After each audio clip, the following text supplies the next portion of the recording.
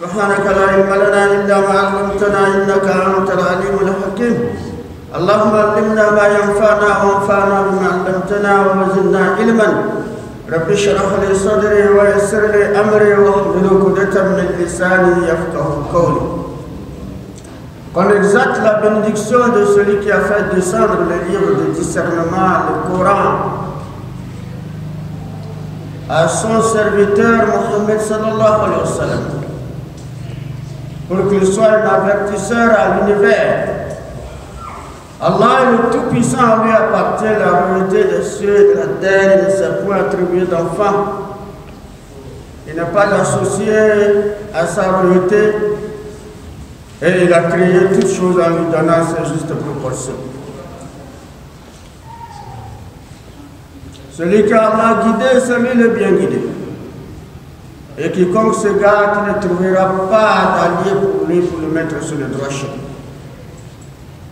Nous louons Allah qui nous a guidés à l'islam. Il est digne de louange. Nous l'implorons secours et miséricorde et assistance dans toutes nos actions. Et l'implorons de nous pardonner de nos péchés, de nous préserver contre tout mal dû à nos actes, à nos comportements. Celui qui a guidé, personne ne peut l'égarer. Et quiconque choisit la vie et la voie de l'égarement et qui se gare, personne au monde ne peut le guider en dehors d'Allah. J'atteste qu'il n'y a point de divinité qu'Allah, l'unique Seigneur, il n'a pas d'associé, et atteste que Mohammed est son serviteur, son messager. Et le salut, la miséricorde et la bénédiction d'Allah sont sur lui, sur sa famille, ses compagnons, et tous ceux qui le suivirent et le suivront jusqu'au jour dernier. Chers fidèles louanges à Allah, qui nous a octroyé la bonne santé, les moyens de subsistance, qui nous a guidés à l'islam, qui nous a donné la chance d'aimer et de pratiquer son adoration. Allah agrée notre prière de Jumu'ah, où que les musulmans sont, hommes comme femmes, qu'Allah leur assiste dans cette prière et accepte leurs prières et leurs invocations. Allah accorde la santé à tous les malades et Allah pardonne, qu'Allah pardonne les morts. Il leur accorde sa miséricorde et son paradis de par sa grâce. Aujourd'hui, le thème de ce sermon porte sur l'envie. L'envie qui est un comportement grave et dont les conséquences sont néfastes. Je dois parler donc de l'envie, les causes de l'envie et les méfaits de l'envie à la lumière de l'islam. Parce que toute chose a une base, une cause. Et chaque chose a ses conséquences positives ou négatives. Alors pour la plupart des choses dont nous trouvons la positivité, ce qui est loin de l'envie. L'envie est tellement loin des choses positives. Tout ce qu'on appelle envie et que l'homme a envie et qui n'est pas dû à ce que l'envie qui concerne les vrais principes de l'envie, alors c'est un comportement négatif. Qu'Allah nous préserve. D'abord, l'envie est une impulsion de Shaitan. L'envie, il y a deux caractéristiques qui ont détruit Shaitan. Quand on parle de Satan, de l'Iblis, du diable, que tout attribut qu'on peut lui donner, alors il n'a mérité cela que par deux caractéristiques. Et ces deux traits caractéristiques ont fait de lui une personne méprisable aux yeux d'Allah, maudit par Allah, son créateur, maudit par les humains et méprisé par tous les hommes sont. Alors, tout ce qui concerne le mal, le Shaitan est cité en premier rang. Qu'est-ce qu'il a entraîné à mériter ce mal? Ces caractéristiques. Il s'agit de deux caractéristiques, l'orgueil et l'envie, qui l'ont entraîné à vivre ainsi. Malheureusement, il ne s'est pas repenti. Il s'est opposé à Allah. Quand on dit orgueil, signifie le refus, le rejet d'une loi, de l'ordre ou de recommandation. Alors quand une personne refuse quelque chose, il a en lui l'orgueil. La personne en elle l'orgueil quand elle refuse de suivre la loi, la voie, les bonnes choses, et qui s'oppose à une chose. C'est ça l'orgueil. Deuxième chose, c'est l'envie. Le fait d'avoir un cœur noir, de ne pas vouloir qu'on mentionne les bienfaits d'une personne, ou de ne pas voir une personne mériter quelque chose de bon, et que lorsqu'on constate qu'une personne vise quelque chose de bon, alors on est gêné, le cœur brûle. Et parfois ça entraîne les auteurs à penser à aller au mal. C'est ça l'envie. qu'Allah nous préserve. Donc aujourd'hui, c'est l'envie sur l'envie que nous allons en tenir. L'envie qui est l'une des caractéristiques de Shaitan. Et cette envie a commencé d'abord à partir de la création d'Adam, des bienfaits qu'Allah a accordé à Adam, du privilège qu'Allah a accordé à Adam, du paradis qu'Allah a accordé à Adam, l'élévation et la considération qu'Allah a accordé à Adam. Ce qui n'est pas plu à Satan, ce qui n'est pas plu au diable, il s'est opposé. Et il s'est opposé par orgueil et il a refusé d'obéir et d'accepter les recommandations d'Allah concernant Adam. Nous avons tant souvent raconté l'histoire d'Adam et Shaitan. Aujourd'hui, ce n'est pas cette histoire, mais c'est pour vous dire, bref, là où l'envie a commencé et ce qui est devenu un acte de Shaitan, une impulsion de Shaitan, donc il en souffre dans le cœur et dans les esprits des gens. Donc le Shaitan a envié Adam parce qu'Allah lui a accordé, Allah lui a donné des choses qu'il ne lui a pas donné lui. Il a envié Adam. Il a cherché du mal à Adam. Il a cherché qu'Adam soit détruit, qu'Adam soit souffrant, ainsi que toute la descendance d'Adam soit des souffrants. Il a voulu ainsi, et lorsqu'il constate un bienfait dans la vie des fils d'Adam, alors ça ne le plaît pas. Il s'approche pour chercher à faire souffrir la personne. C'est ça l'envie. Alors cela a été la caractéristique de Shaitan. Et quand Shaitan a juré à ne pas laisser les fils d'Adam en paix, il doit les poursuivre avec son envie, et il va les poursuivre également les actes qui pourront les nuire. Alors il a atteint certains des enfants d'Adam. Adam, Allah lui a donné des enfants qu'il est descendu. Quand il est descendu sur la terre avec son épouse Hawa, Ève, quand ils sont descendus sur la terre pour vivre, pour procréer selon l'ordre d'Allah, Allah leur a accordé déjà la chance d'engendrer des jumeaux et jumelles. Et cette époque, étant donné que c'est eux qui constituent la première communauté, qui constitue la première famille, il faudra que la famille humaine s'agrandisse. Et maintenant, pour agrandir les familles, il faut qu'il y ait le mariage entre l'homme et la femme. Et Allah dit, il donne l'ordre à Adam d'épouser les deux filles jumelles aux deux fils jumeaux. Il s'agit de deux fils jumeaux, le premier fils et le cadet. Il s'agit de Habala et Kabila.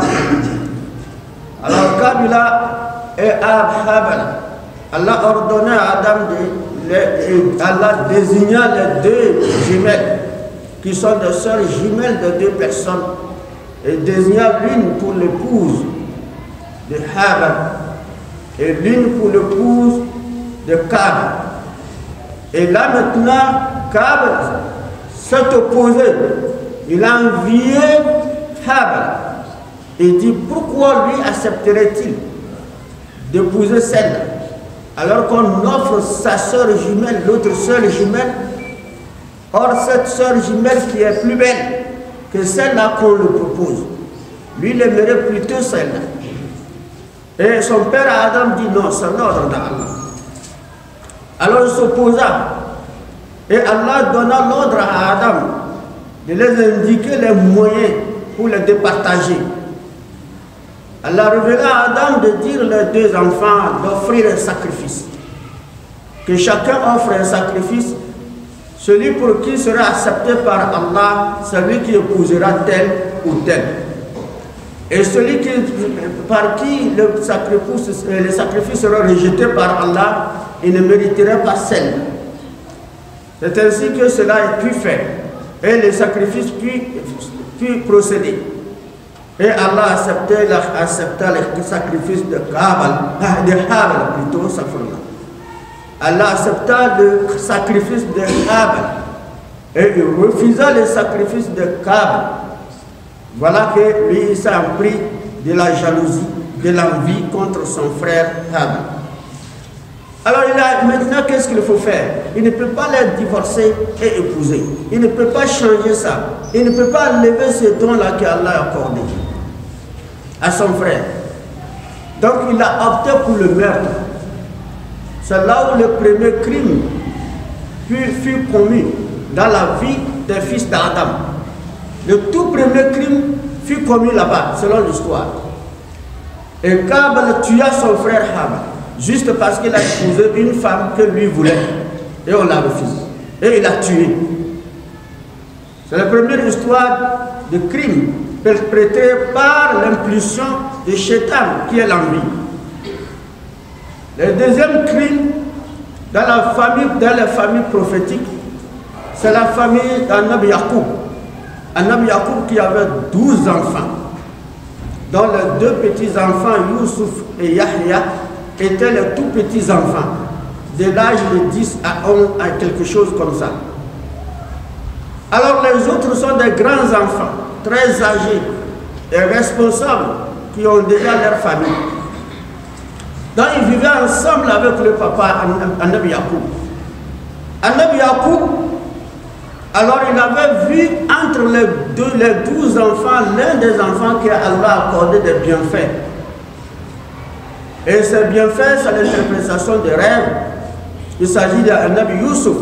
Allah a accordé à Anabi Youssouf le savoir, la sagesse, la patience, l'endurance, la foi. Il lui a accordé l'interprétation des rêves, ce qui est rare dans la vie des humains. Et c'est là que le père a aimé cet enfant. Le père tenait soin de protéger cet enfant pour qu'aucun mal ne l'arrive. Et constaté également par ses frères, ses grands frères, ils sont pris par l'envie contre Youssouf, qui était tout petit. Pourquoi notre père entoure beaucoup de soins à Youssouf? Pourtant, tous dans leur enfance, ils ont mérité des soins. Ils ont mérité de compter de leur père. Personne n'a été négligé. Mais le fait qu'il constate cela, il n'a pas été d'accord. Alors Youssouf a fait un rêve qui le révéla, une révélation que le papa a déjà vue. Les signes, il a déjà vu également le résultat dans l'avenir que Youssouf serait un grand homme. Un grand savant d'interprétation de rêve, un grand prophète, un roi qui doit gouverner une partie de ce monde. Et quand il a expliqué à son père, voilà le rêve que j'ai vu, selon le Coran, Anabi Yacoub, qui est son père, lui dit, il ne faut pas révéler, il ne faut pas dévoiler cela à tes frères, il ne faut pas les informer. Si tu les informes, ils chercheront, ils trouveront l'interprétation et ils te nuiront, ils te tueront. Anabi Youssouf a compris le secret de son père et Anabi Yacoub. Il a gardé le secret, il n'a pas dévoilé.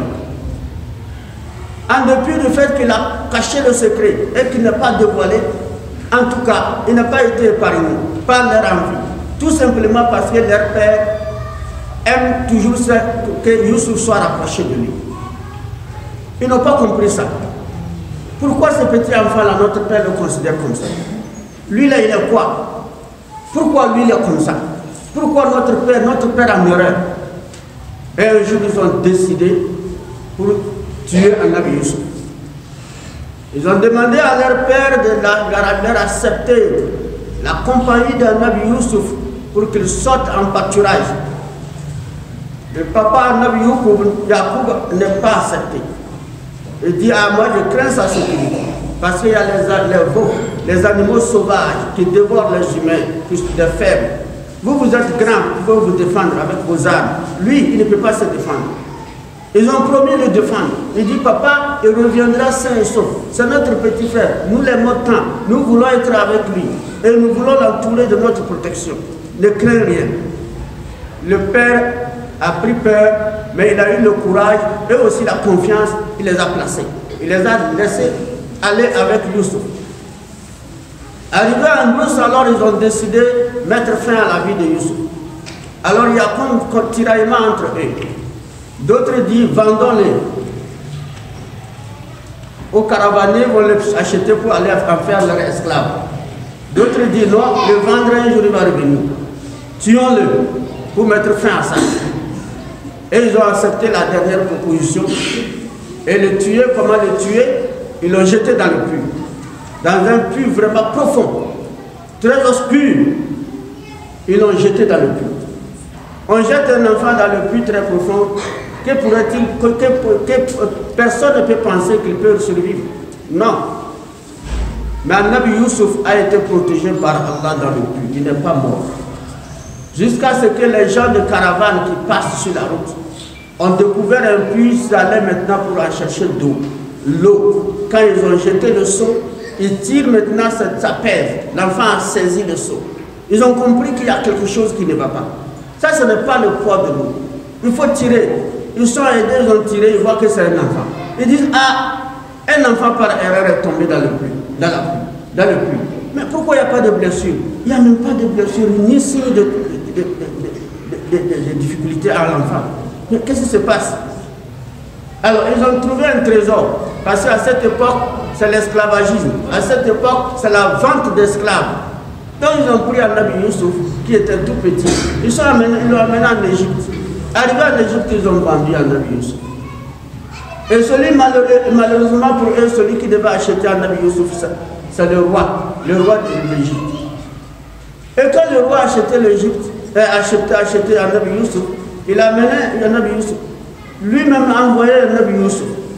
Le comportement d'Nabi Youssouf, les paroles d'Nabi Youssouf, il a compris que celui-là, il ne peut pas être un esclave. Je vais essayer de le rapprocher à moi, je vais le laisser dans mon palais. Au lieu de le laisser aux travaux forcés, il serait dans mon palais.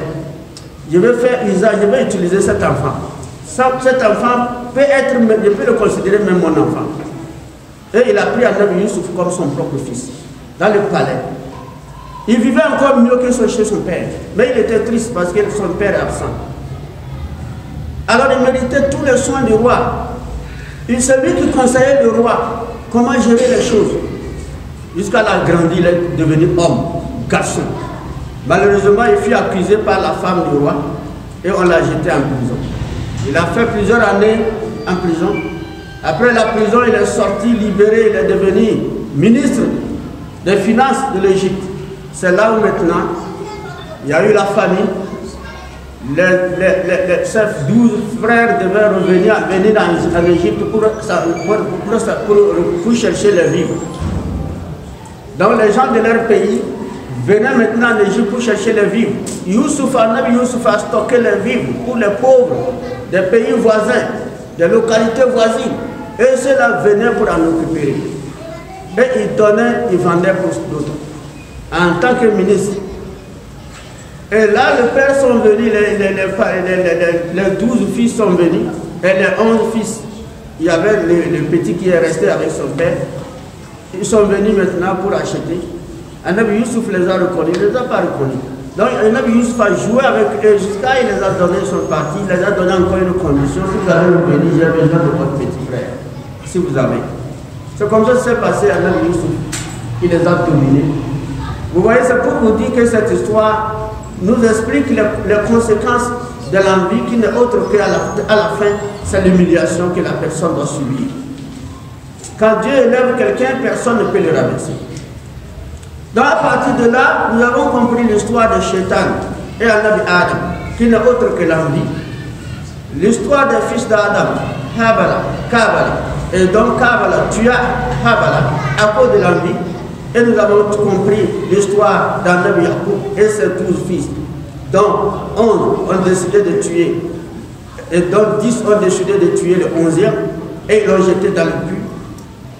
Alors maintenant, ces caractéristiques-là ont suivi les fils d'Adam. Parce que le Shaitan demeure l'ennemi commun des humains. Il est partout où nous sommes. Et l'une des impulsions qu'il peut nous ensouffler et nous faire croire que c'est quelque chose qui pourrait nous arranger, c'est l'envie. Donc ça fait que de nuit au jour, nous avons les humains parmi nous, nous avons des gens parmi nous qui sont des envieux les uns contre les autres, à cause de tout simplement ce que Allah a accordé aux autres. Que ce soit le commandement, que ce soit de richesse, que ce soit de savoir. Dans tous ces paramètres-là, tout ce qui concerne les biens qu'Allah a donné, alors il y a les envieux qui entourent la personne, les envieux qui sont en face de la personne, les envieux qui vivent et qui l'envient. Donc cette envie est un danger. L'envie est un danger. C'est pourquoi Allah nous fait savoir que tout ce que nous voyons les gens vivre, qu'on voit quelqu'un, il est honoré par ceci, respecté par cause de ceci, qu'on ne pense pas que ce sont pas pour pouvoir ou son savoir-faire. Tout le monde a le savoir-faire. Tout le monde est capable d'en arriver là. Mais il y a le don de Dieu. Tout le monde lutte pour être ce qu'il doit être. Mais Allah met son don. Et son don également, c'est une exécution de l'ordre, des richesses qu'Allah a créé, d'être avec la personne, du savoir qu'Allah a créé par les efforts de la personne, d'être avec la personne, etc., etc. Alors quand vous remarquez, nous remarquons cette affaire-là, ces histoires, Allah subhanahu wa ta'ala, étonné de voir les humains envier les uns les autres à cause de la grâce que lui a donnée aux gens, Allah pose la question aux gens,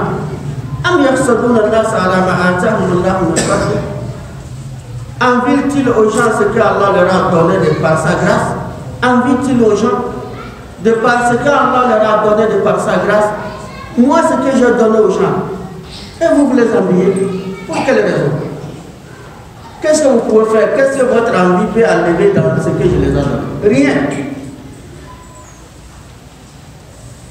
أهم يقسمون رحمة ربك نحن قسمنا بينهم معيشتهم في الحياة الدنيا ورفعنا بعضهم فوق بعض درجات ليتخذ بعضهم بعضا سخريا ورحمة ربك خير مما يجمعون. Allah dit, est-ce eux qui distribuent la miséricorde de ton Seigneur? Est-ce eux qui distribuent la miséricorde de ton Seigneur? C'est nous qui avons réparti entre eux leur subsistance dans la vie présente. Et nous les avons élevés en grade les uns sur les autres, afin que les uns prennent les autres à leur service. La miséricorde d'Allah, de ton Seigneur, vaut mieux que ce que les gens ont. La miséricorde de ton Seigneur vaut mieux que ce que tu vois les gens posséder. Il faut convoiter la miséricorde d'Allah que de fixer les gens, les yeux et ton cœur sur ce que possèdent les gens. Allah dit, est-ce que c'est vous qui distribuez la miséricorde d'Allah? Est-ce que vous êtes capable de distribuer? Si aujourd'hui Allah vous donne une immense richesse dans ce pays, pouvez-vous, c'est-à-dire enrichir tous les citoyens?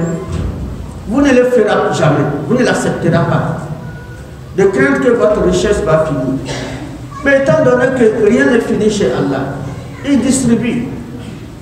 Maintenant, dans cette distribution, il répartit les tâches. Et c'est par ces tâches-là qui ne sont que des activités qu'il a créées et que chacun a opté pour telle et telle activité.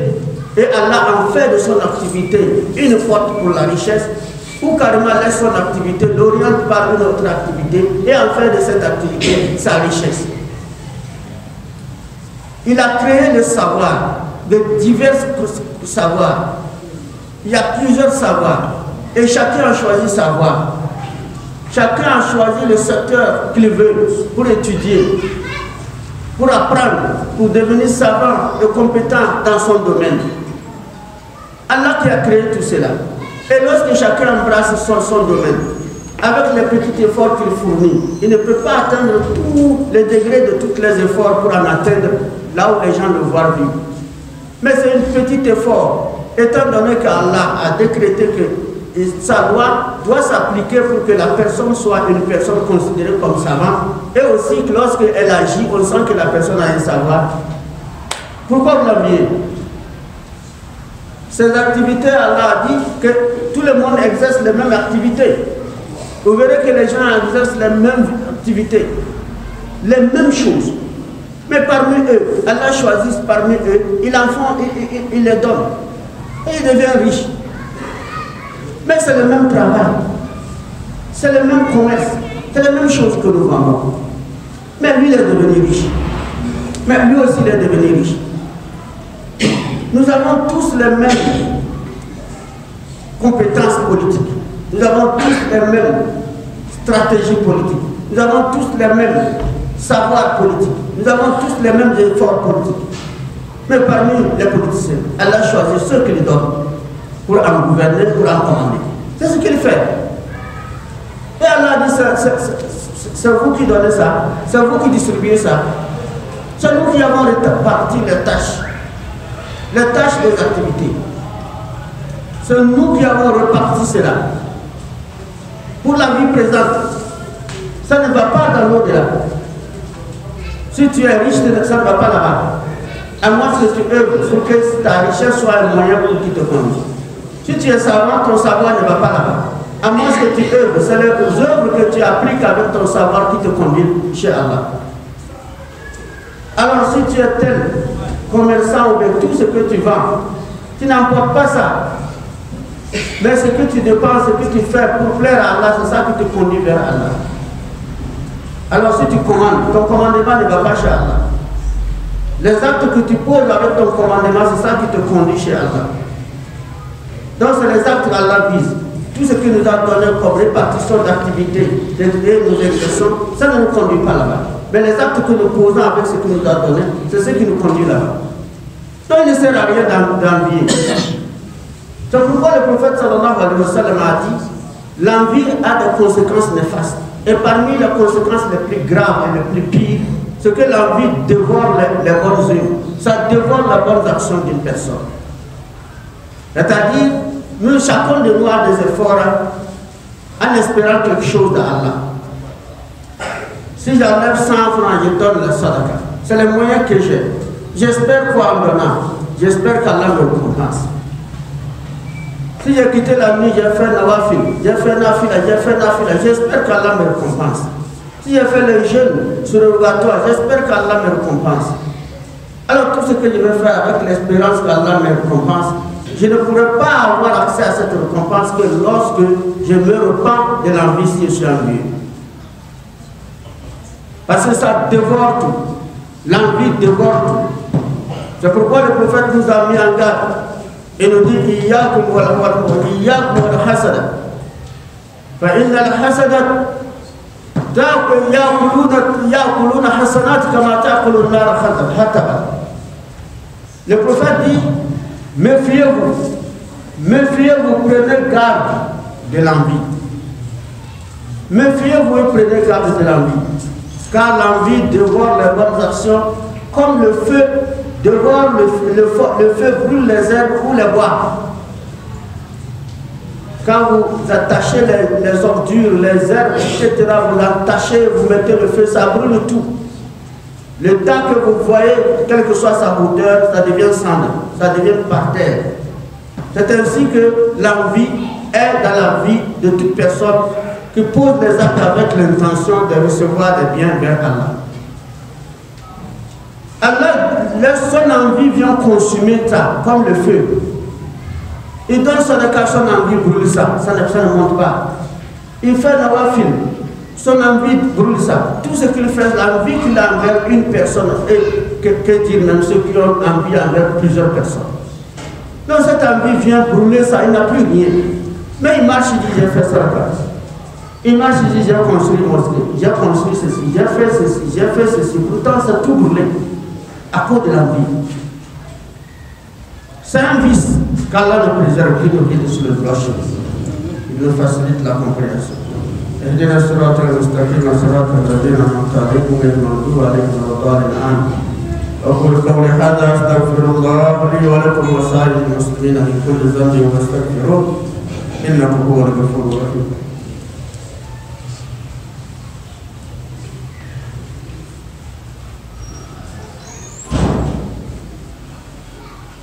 الحمد لله رب العالمين وصلى الله على نبينا محمد وآله وصحبه وسلم تسليما كثيرا. L'envie a des méfaits néfastes. La première chose, c'est un critique à Dieu. Critiquer Dieu, comme Shaitan a critiqué Allah. C'est pourquoi j'ai dit, et le Coran ainsi que le prophète ont affirmé que l'envie est une impulsion de Shaitan. C'est Shaitan qui rejette cela à l'être humain. Toute personne qui sent qu'elle a envie une personne n'a qu'à savoir que Shaitan a mis ce virus dans son cœur. Parce que Shaitan, c'est la première situation qu'il a mis en danger. C'est ça qui a fait qu'il a mérité la bénédiction d'Allah. Les mépris. Et tout ce que vous voyez, Shaitan n'est pas considéré. Lorsqu'on voit le mal partout, on dit oh c'est Shaitan. Partout on dit oh c'est Shaitan. Même si ce n'est pas Shaitan, on dit c'est Shaitan. Pourquoi? Parce qu'il a posé un acte à Allah l'a maudit. Lorsque la personne est maudite, il n'a qu'une valeur dans ce monde et dans l'au-delà. Donc il a perdu sa valeur que Dieu l'avait accordée avant. Quand il a envié Adam, il a perdu sa valeur. Il a perdu l'amour d'Allah, Allah l'aimait, Allah, il a perdu ça. Les considérations qu'Allah avait accordées, il a tout perdu. Et ce qui le reste maintenant, c'est le mépris. La condamnation. Il n'a plus de valeur. Alors toute personne qui a cette impulsion, il n'a qu'à s'attendre à ça. Il n'aura que la bénédiction d'Allah, la malédiction des gens, l'humiliation. Parce que les Shaitan sont opposés à Allah.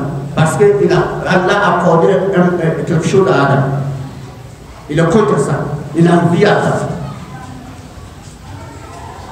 Donc l'envie, c'est la première chose. Parce qu'il critiquait Allah. ما منعك أن تسجد لما خلقت بيدي أستكبرت أم كنت من العالين قال أنا خير منه. Allah dit pourquoi tu refuses? C'est l'orgueil, c'est l'envie. Il dit moi, je suis meilleur que lui. Pourquoi c'est lui? Pourquoi c'est lui que tu dis il serait comme ça et moi? Pourquoi lui il est quoi? Voilà, il a critiqué Dieu. Il a critiqué la décision de Dieu.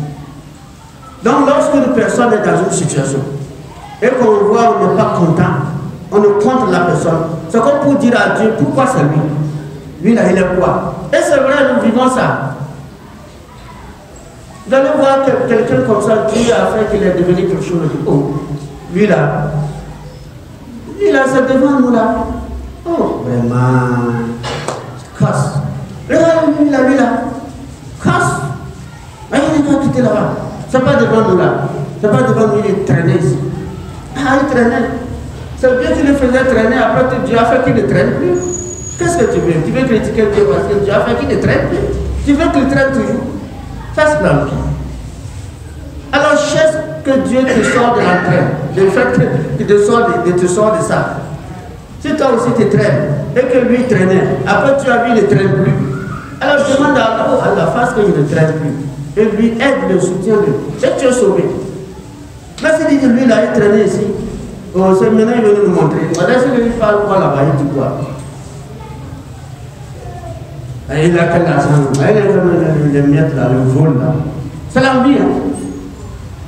Il a critiqué Dieu. Oh, il ne commande pas. Il volait les salpars. Moi, il ne peut pas me commander. C'est l'envie. Il va te commander. Et l'argent là, tu vas voir, il a ça toujours, tu ne peux rien faire. Oh, lui là, vous parlez de qui? Lui, il ne connaît pas. Il a appris ça où il a étudié où. C'est ce que nous disons. Et sans oublier ce que... On ne peut pas savoir ce que vous avez trouvé ça. C'est Dieu qui donne. Il a étudié quand? Mais vous ne connaissez pas. Quand on parle de celui-là, il ne connaît pas. Celui qui prend sa parole. C'est l'envie. Il n'y a pas autre chose que ça.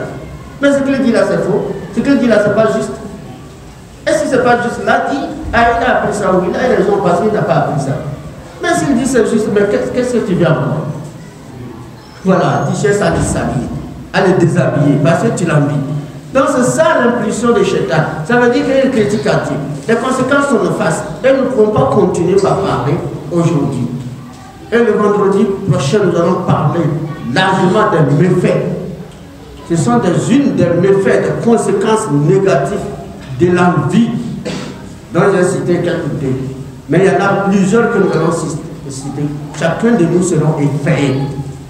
Le vendredi prochain, si nous allons citer, nous serons tous effrayés.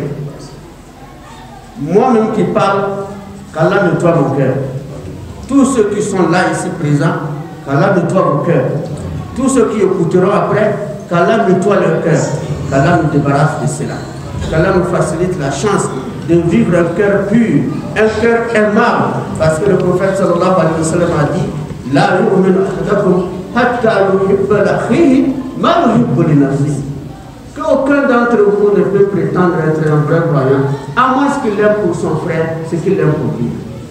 On ne peut jamais être croyant à moins que nous aimons pour nos frères ce que nous aimons pour nous-mêmes. Qu'est-ce que j'aime pour moi-même? Je vais devenir riche aussi, non? Quand on dit les gens comment, est-ce que moi je ne veux pas? Si on dit les grands savants, est-ce que moi je ne veux pas? On dit je suis grand savant. Nous tous nous voulons ça. Parce que c'est un privilège. C'est l'une des qualités qu'Allah a donné les humains pour la construction de ce monde. Les choses qui construisent ce monde, c'est la richesse, le savoir et le pouvoir. C'est les trois choses qui sont constructeurs de ce monde, qui sont constructrices de ce monde. Et c'est les trois choses, malheureusement, lorsqu'elles sont mal orientées, qui détruisent ce monde. Le pouvoir, la richesse et le savoir peuvent détruire le monde, tout comme peuvent construire le monde. qu'Allah nous accorde le savoir utile, la richesse utile, le pouvoir utile, qui nous préserve contre la jalousie, la haine, la vengeance, qui nous préserve contre l'envie. L'envie est grave, qu'Allah nous épargne, qui nous accorde une bonne fin, qui nous facilite la vie. اهدنا الصراط المستقيم صراط الذين انعمت عليهم غير المغضوب عليهم ولا الضالين امين. ربنا افتح بيننا وبين قومنا بالحق وانت خير الراحمين. ربنا عليك توكلنا واليك انبنا واليك المصير. ربنا لا تجعلنا فتنة للذين كفروا واغفر لنا. ربنا انك انت العزيز الحكيم.